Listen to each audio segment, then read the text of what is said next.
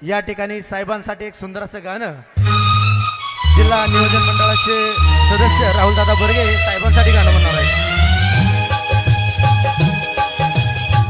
बने चाहे दुश्मन जमाना हमारा, बने चाहे दुश्मन जमाना हमारा, सलामत रहे दोस्ताना हमारा. मित्र कसा असावा तर मित्र वनव्यामध्ये गारव्यासारखा असावा आणि तो राहुलदादासारखा असावा. या ठिकाणी मी राहुलदादाला विनंती करतो की साहेबांच्या वाढदिवसाच्या निमित्तानं या ठिकाणी साहेबांना त्यांनी शुभेच्छा द्याव्यात. ज्यांच्या जन्मदिनासाठी आज ह्या मतदारसंघातील जनसागर लोटलेला आहे असे सर्वांना हवेसे ह्या मतदारसंघाचा कोयनूर हिरा म्हणून ज्यांना ओळखलं जातो ते महेशदादा आणि सर्वच मान्यवर. खरं तर साहेब आपली पहिली निवडणूक झाली आणि तुमचं पहिलं भाषण होतं जिंकून आल्यानंतर.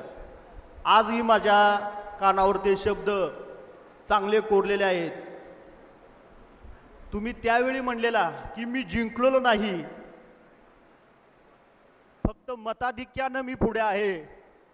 मी ज्यावेळी ह्या मतदारसंघात सर्वसामान्य गोरगरीब सर्व जनतेची सेवा करू शकील त्यावेळी मी खरा जिंकलो असेल. आणि साहेब आज या वाढदिवसाच्या निमित्तानं मी इथं जाहीरपणे सांगतो साहेब, खऱ्या अर्थी आपला विजय हा झालेला आहे. कारण खऱ्या अर्थी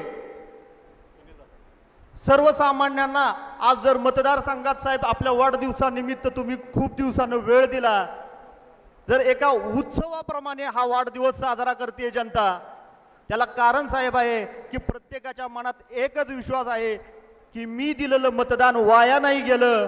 साहेब हेच खरं आपलं यश आहे आणि आज आपण खऱ्या अर्थी विजयी आहे. आज खत्री साहेब आपण लोकसभेचा विषय बोलला, सगळे बाकीचे बोलले. आज आम्ही कार्यकर्ते म्हणून या वाढदिवसाच्या दिवशीच सगळ्यांना आव्हान करतो, साहेबांच्या कार्य कौशल्यावर इतक्या दिवसात साहेबांनी केलेल्या सगळ्या कामाच्या जोरावर साहेब आमचा ऊर भरून येतो.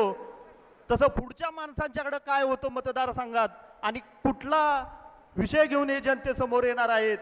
साहेब आपल्या हिंदू संस्कृतीमध्ये वास्तुदोष असल्यानंतर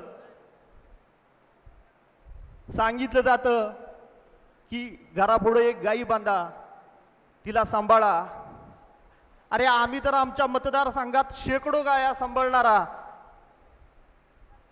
साधू संतांना मानणारा आणि सर्व जाती धर्माच्या समाजाला बरोबर घेऊन जाणारा नेता हा आमच्या मतदारसंघाचा आहे. साहेब आपल्याला आपल्या वाढदिवसाच्या दिवशी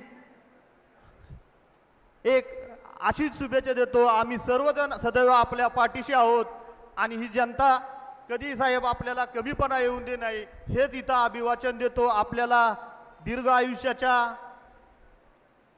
खूप खूप शुभेच्छा देतो. एवढंच मी इथं बोलतो आणि थांबतो.